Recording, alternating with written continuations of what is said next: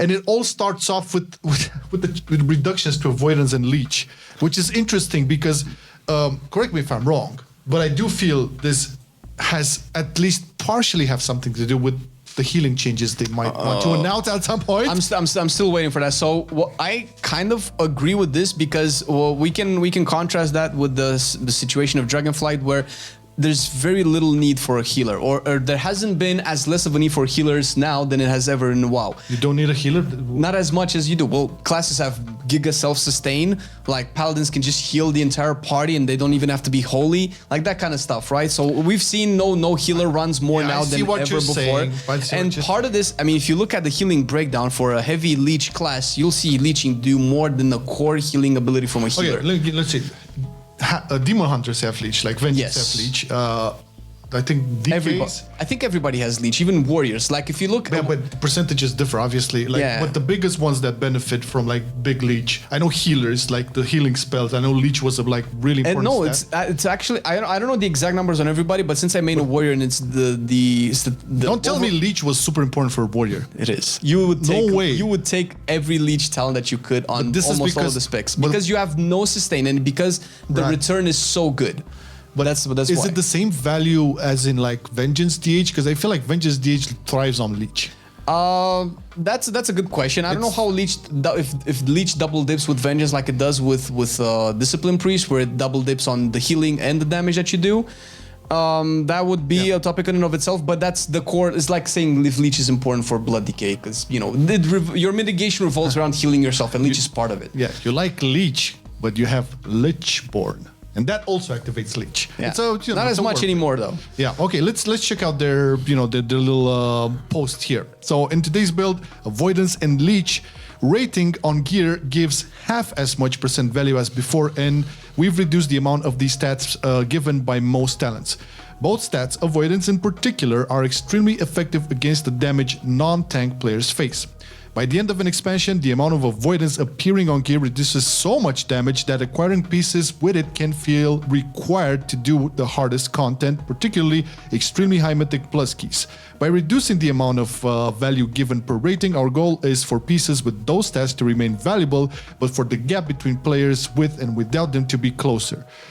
This definitely sounds like the impact was much more on the 1% side than true. Our world. There's also a problem. Tell us about the problem. There's a problem with that philosophy because it speaks to sure, the Dragonflight where you had they mattered a lot, but also the damage that you take in Dragonflight is way too ridiculous and not actually need every little bit that you can get. So it's the same thing that we talked about before. Sure, take them out of the game, but also make it so that we don't need them as much. That would be great too. I would like to feel like I'm contributing to my party's success as a healer by keeping them alive and not they having a lot of leech or my not needing to heal them because they can just pop one word of glory and then they're at full HP, right? Yeah, I get it.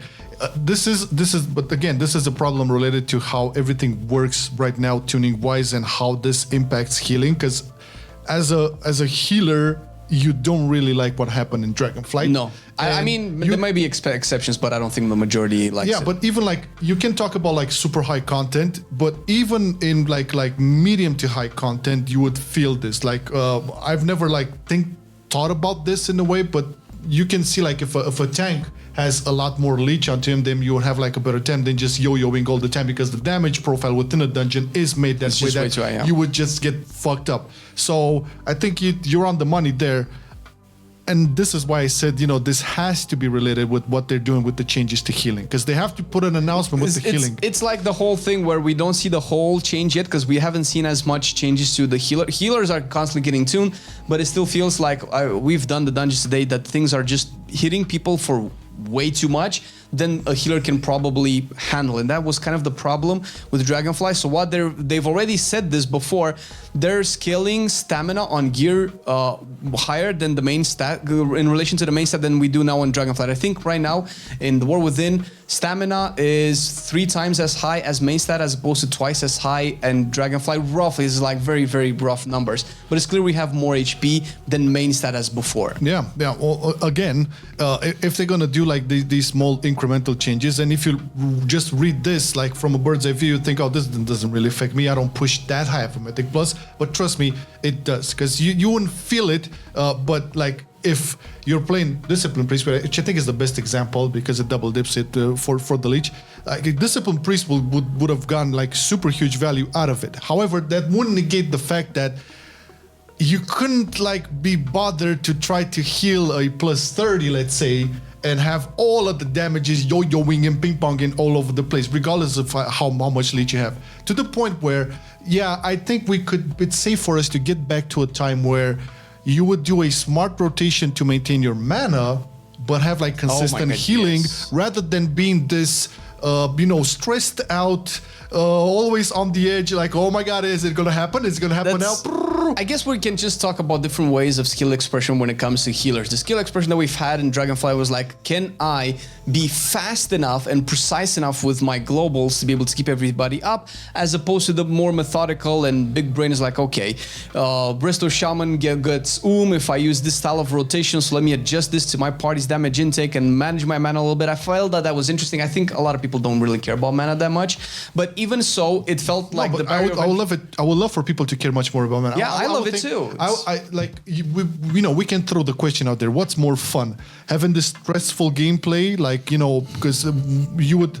This is very problematic, especially for proactive healers like Discipline, Resto Druid, right? So for those healers, you kind of like always have to like learn all of the dungeons, so you know exactly how to prep, right? To ramp up and shit, right?